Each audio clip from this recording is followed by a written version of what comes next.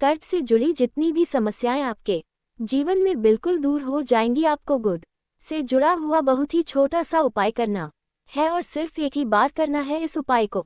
अगर आप अपने जीवन में किसी भी समय कर लेते हैं, एक बार कर लिया, तो मान लीजिए कि आपके जीवन में जितनी भी गरीबी है, निर्धनता है, कर्ज से जुड़ी समस्या है, बिल्कुल आपके जीवन से दूर हो जाएंगी और आप अपने जीवन में अपार धन प्राप्त करेंगे और रातों रात धनवान बन जाने से आपको कोई नहीं रोक पाएगा।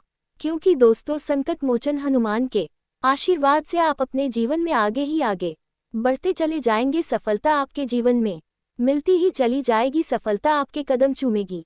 देखिए दोस्तों, आपको बता दें कि गुड से बहुत ही छोटा सा उपाय है जो सिर्फ एक बार करना होता है, यानी कि यह गुण का चमत्कारी उपाय है जो आपके जीवन में आपको सफलताएं दिलाता है। आपके जीवन में किसी भी प्रकार का कर्ज नहीं लेना पड़ेगा, उधार नहीं लेना पड़ेगा। अब बात कर लेते हैं कि क्यों कर्ज की समस्या के लिए यह गुण का उपाय करना श्रेष्ठ माना जाता है। दोस्तों, हनुमान जी भगवान राम जी से जब मिलन हुआ था, तो साथ ही साथ आपको बता दें कि भगवान हनुमान को यह आशीर्वाद है कि वह सभी लोगों के दुख व संकट काटते हैं। इसीलिए हनुमान जी का एक नाम ये भी है, संकट मोचन बजरंग बली हनुमान। इसीलिए हनुमान जी के आशीर्वाद से मिलकर के किया गया कोई भी कार्य बहुत ही उत्तम होता है।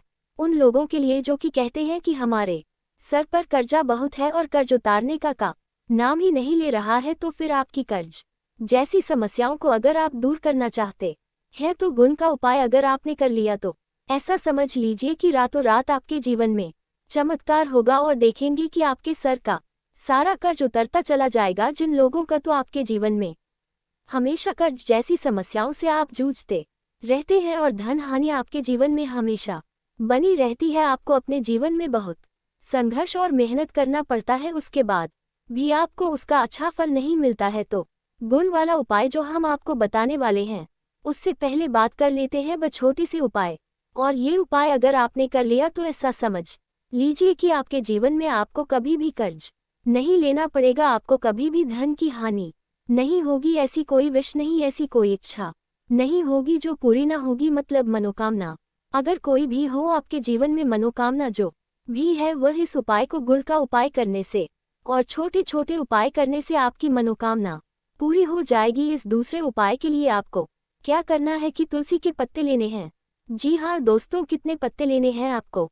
तुलसी के 11 पत्ते ले सकते हैं। 11 पत्ते जो कि तुलसी के आपने लिए हैं, उन पत्तों से आपको एक माला बनानी है, ठीक है ना। अब तुलसी के पत्तों की ये माला आपको संकट मोचन हनुमान जी को पहना देना है। यह उपाय आप अपने घर के आसपास जहाँ कहीं भी कोई मंदिर देखे, हनुमान मंदिर हो, तो वहाँ पर आप इसे कर सकते हैं, क्योंकि जो व्यक्ति हनुमान जी को तुलसी के पत्तों की माला अर्पित करता है, उससे उसकी जो भी मनोकामना होती है, मन ही मंद हुई मनोकामना भी से पूर्ण हो जाती है। ऐसे में अगर आप माला पहनाने के बाद संकट मोचन हनुमान जी से अपनी मनोकामना को कह देते हैं, तो संकट मोचन बजरंग बली हनुमान उस भक्त की सारी मनोकामनाओं को पूरा कर देते हैं। कोई भी ऐसी इच्छा, कोई भी ऐसी मनोकामना नहीं होती है जो वह अधूरा छोड़ दे। ये ऐसा उपाय है जो आपको सर्वश्रेष्ठ फलदायक होता है। अगर आपको अपनी मनोकामना को जल्दी से जल्दी पूरा करना है, तो आप इस उपाय को करिए। दूसरा उपाय जो है गुण का उपाय है। गुण वाला उपाय कैसे करना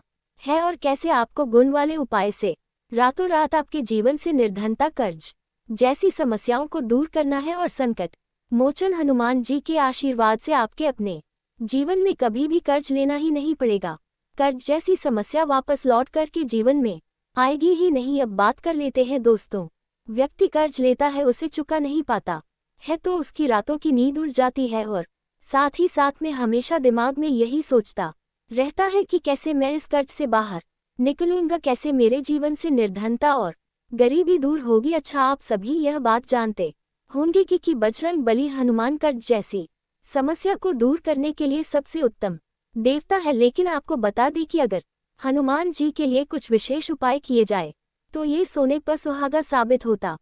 बजरंग बली हनुमान कर्ज जैसी समस्या को दूर करने के लिए सबसे उत्तम देवता है। लेकिन आपको बता दें कि अगर हनुमान जी के लिए कुछ विशेष उपाय किए जाए, तो ये सोने पर सुहागा साबित होता है। भगवान संकट मोचन हनुमान जी को सबसे प्रिय जो चीजें हैं, यदि आप उनका भोग लगाते हैं, तो आपकी कई सभी मनोकामनाएं पूर्ण हो जाती है। इस उपाय को करने के लिए आपको यहाँ पर थोड़ा सा गुड़ लेना है, ठीक है ना? कितना गुड़ लेना है? थोड़ा सा ही गुड़ आपको लेना है। साथ ही साथ आपको लेना है चना। अब चने में बहुत सारे लोग कंफ्यूज हो जाते हैं कि कौन सा चना लेना है। देखिए दोस्तों, जो भुना हुआ चना आता है, कच्चे चने आते हैं, बात यहाँ पर हम कर रहे हैं भुना हुआ जो चना आता है वह चना आपको लेना है और साथ ही साथ थोड़ा सा गुड़ लेना है आपको। ये गुड़ और चना लेने के बाद एक दीपक आपको यहाँ पर तैयार कर लेना है। सरसों के तेल का जो दीपक आपको है वो तैयार करना है और इसके अंदर आपको 2 फूल वाली लौंग डाल देनी है। अब ये दीपक लेकर गुड़ और चने का प्रसाद या भोग जिसे आप कहेंगे, ये दोनों चीजें लेकर आपको जाना है संकट मोचन बजरंगबली हनुमान जी के अपने घर के आसपास के किसी भी मंदिर में। यह गुड़ और चने का भोग हनुमान जी को संकट मोचन बजरंगबली जी को लगा देना है और सरसों के तेल का जो दीपक है जो लेकर गए हैं उसम 2 फूल वाली लौंग डाल करके आपको हनुमान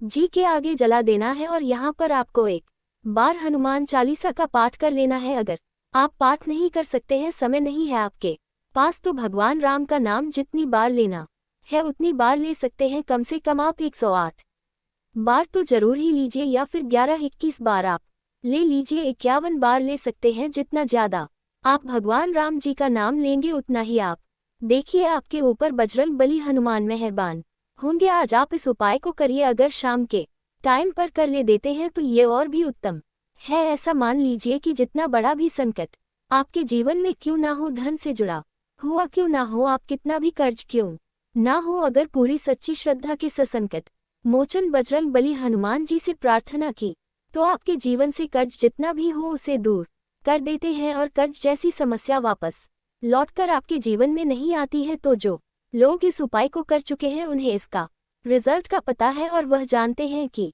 कितना उत्तम ये उपाय है। जिन्होंने नहीं किया है वह इस बार इस उपाय को जरूर करिए, क्योंकि इसका रिजल्ट आपको इतना अच्छा मिलेगा। आपको फ्यूचर में कभी भी आने वाले टाइम में कभी भी किसी से रुपए उधार लेने की जरूरत नहीं पड़ेगी। जो लोग पूरी सच्ची श्रद्धा के साथ, पूर्ण विश्वास के साथ इस उपाय को करते हैं, इसका रिजल्ट हमेशा अच्छा ही देखते हैं। मतलब पैसा आपके पास आता ही आता है और कर्जा आप लोगों का जरूर चुका पाते हैं और पैसा कभी भी किसी से लेने की जरूरत नहीं पड़ती है। चलिए, ये 2 उपाय हमने आपको बता दिए। अब जल्दी से बात कर लेते हैं अपने तीसरे उपाय की, जो कि बहुत ही छोटा सा उपाय है। देखिए, अगर आप चाहते हैं ना कि जीवन में कभी भी संकट और दुख ना आए तो जल्दी से जल्दी इन सभी संकटों से दूर हो जाए, और आप चाहते हैं कि जल्दी से जल्दी सभी संकट भी आपसे दूर हो जाए, तो आपको हमेशा संकट मोचन हनुमान जी की पूजा अर्चना करते रहने चाहिए, क्योंकि उनका तो नाम ही है संकट मोचन हनुमान। और देखिए, संकट क्या